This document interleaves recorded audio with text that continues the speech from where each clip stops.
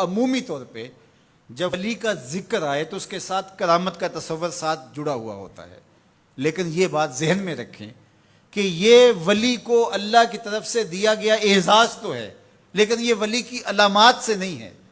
یعنی ولی کے لیے جو شرطیں ہیں، جو نصاب ہے، وہ ایمان اور تقوی ہے۔ اگر کسی کے اندر یہ دو خوبیاں پائی جائیں اور وہ کمال درجے کی موجود ہوں، لیکن کرامت آپ تک نہ پہنچے یا ظہوری نہ ہو ساری زندگی، تو اس کے ولی ہونے میں شک نہیں ہے۔ اور ایک شخص کے اندر آپ کرامت دیکھیں لیکن یہ دو خوبیاں نہ پائی جائیں تو اس کو ہم کرامت ہی قرار نہیں دے سکتے، وہ استدراج ہوگا۔ ہر وہ خرق عادت امر جو بغیر کسی شخص سے ظاہر ہو اور ہو خرق عادت، ما فوق الفطرت چیز ہو، تو اس کو قدرت الہیہ کہیں گے۔ اور اگر وہ نبی کے ہاتھوں سے اعلان نبوت سے پہلے صادر ہو جائے تو اسے ارہاس کہا جاتا ہے، اعلان نبوت کے بعد ظاہر ہو تو اسے معجزہ کہا جاتا ہے، اور وہی چیز کسی ولی کے ہاتھ سے ظاہر ہو تو اسے کرامت کہا جاتا ہے، اور اگر کسی عام بندہ مومن کے ہاتھوں سے ظہور پذیر ہو تو اسے معونت کہا جاتا ہے، اور اگر وہی کام کسی کافر سے یا کسی فاسق و فاجر کے ہاتھوں سے ظاہر ہو تو اسے استدراج کہا جاتا ہے، جس طرح دجال کے ہاتھوں سے قرب قیامت میں ہوگا کہ وہ مارے گا بھی اور زندہ بھی کرے گا۔ اب استدراج میں اور کرامت میں فرق کرنا یہ عام آدمی کے بس کا روگ ہی نہیں ہے، وہ کیسے کرے گا؟ تو اس کے لیے سادہ کلیہ یہ ہے کہ ایمان اور تقوی کی شرط کے ساتھ اس چیز کو کرامت کہا جائے گا، اور اگر یہ دونوں شرطیں نہیں پائی جا رہی تو وہ پھر استدراج ہوگا۔ تو اس لیے ولی کو پہچاننے کے لیے کرامت معیار ہی نہیں ہوا، کرامت نصاب ہی نہیں ہوا، ولی کو پہچاننے کے لیے ایمان اور تقوی ہوا۔ اگر کرامت کو معیار بنا لیں گے تو پھر استدراج والے کو بھی ولی ماننا پڑے گا۔ اور یہی وجہ ہے کہ بہت سارے لوگوں نے ایسے لوگوں کے اوپر جو کسی بڑے بزرگ کی گدی پہ بیٹھ گیا، یا وہ چار لوگوں نے اس کو مان لیا یا اس کے شعبدے چل گئے اور شریعت کا واضح تارک ہے اور لوگ اس کو اللہ کا ولی مان رہے ہوتے ہیں، اس لیے کہ ان کے ہاں معیار وہ نہیں ہے جو قرآن نے دیا ہے۔ قرآن نے دیا الذین آمنوا وکانوا یتقون، اور کرامت معیار نہیں ہے، وہ ایک ثمرہ ہے۔ اس ثمرے کو پہچانا جائے گا اس اصل نصاب کے بعد۔ اس کو صرف ایک مثال سے سمجھاتا ہوں۔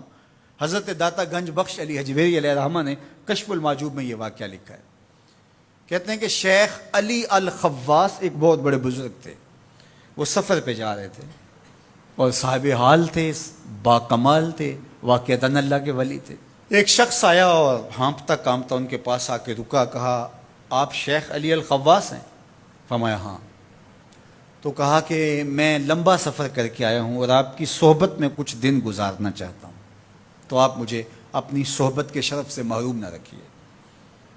تو حضرت شیخ علی الخواص نے مراقبہ کیا اور اسے کہا کہ مجھے تیرے بدن سے کفر کی بو آ رہی ہے۔ اللہ والوں کو اللہ نے بصیرت کا نور دیا ہوتا ہے۔ اس نے کہا جی میں نصرانی ہوں اور دیار غرب سے آیا ہوں، آپ کی شہرت سنی تھی تو آپ کی صحبت میں کچھ وقت گزارنے کی آرزو ہے، مجھے محروم نہ رکھیے۔ شیخ کہتے ہیں میں نے ٹالنا چاہا، میں نے کہا کہ میری صحبت میں رہنا بڑا مشکل ہوگا، تکلیفیں سہنا پڑیں گی۔ اس نے کہا جی میں گوارا کروں گا۔ فرمایا ٹھیک ہے۔ کہا کہ میں چلتا گیا اور وہ بھی میرے ساتھ تھا۔ 8 دن گزر گئے، کبھی کھانا ملتا، کبھی 2 لقمے لے لیتے، کبھی پانی پی کے گزر اوقات ہوتی، کبھی گھاس کھا لیتے۔ ایک دن اس کا وجود کپ کپا رہا تھا بھوک کی شدت کی وجہ سے۔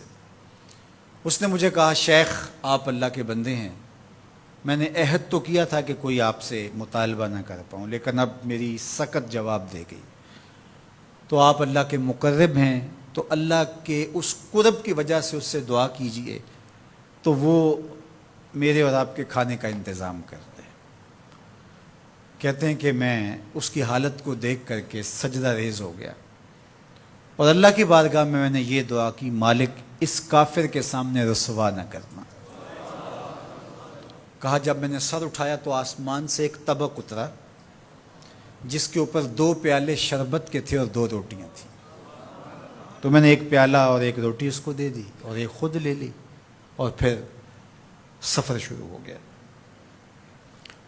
8 دن پھر گزر گئے، پھر ایک دن وہی حالت کہ اس کا بدن کپ کپانے لگا۔ تو میرے دل میں آیا کہ روز روز حالت ایک جیسی نہیں ہوتی، تو اس دن تو لاج رہ گئی تھی، تو کہیں آج یہ پھر نہ بول پڑے، تو قبل اس سے کہ یہ بولے میں نے بول کر کے کہا کہ تو بھی عیسائیوں کا بہت بڑا پیر پادری ہے، تو آج تیری باری ہے۔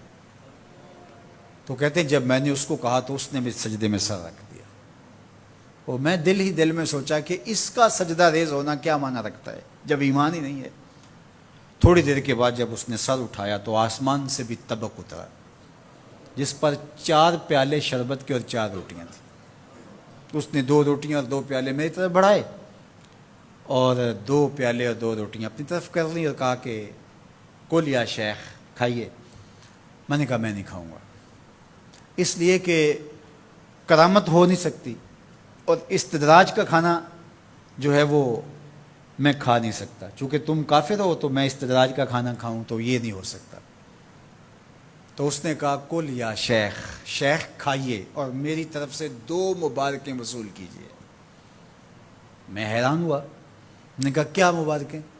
اس نے کہا میں نے سجدے میں سر رکھا اور اللہ کی بارگاہ میں عرض کی، اے اللہ اگر اسلام سچا دین ہے تو 2 پیالے اور 2 روٹیاں عطا کر دے، اور اگر علی الخواص واقعی تیرا ولی ہے تو 2 پیالے اور 2 روٹیاں اس کے صدقے سے دے دے۔ تو ایک تو آپ کو آپ کی ولایت کی مبارک ہو، اور دوسرا ہاتھ بڑھائیے اور مجھے اسلام میں داخل کیجیے، اسلام سچا دین۔ تو شیخ علی الخواص کے اس واقعہ کو ذکر کرنے کے بعد داتا گنج بخش علی حجویری فرماتے ہیں کہ علی الخواص جیسا شخص بھی یہاں پریشان ہو جائے کہ خدایا یہ استدراج ہے یا کرامت، تو کہا پھر عام آدمی کیسے فیصلہ کر سکتا ہے کہ یہ استدراج ہے یا کرامت؟ تو کہا کہ اس کو یہی دیکھنا پڑے گا ایمان اور تقوی ہے کہ نہیں۔ تو ایمان اور تقوی یہ علامت ہے کسی کے ولی ہونے کی۔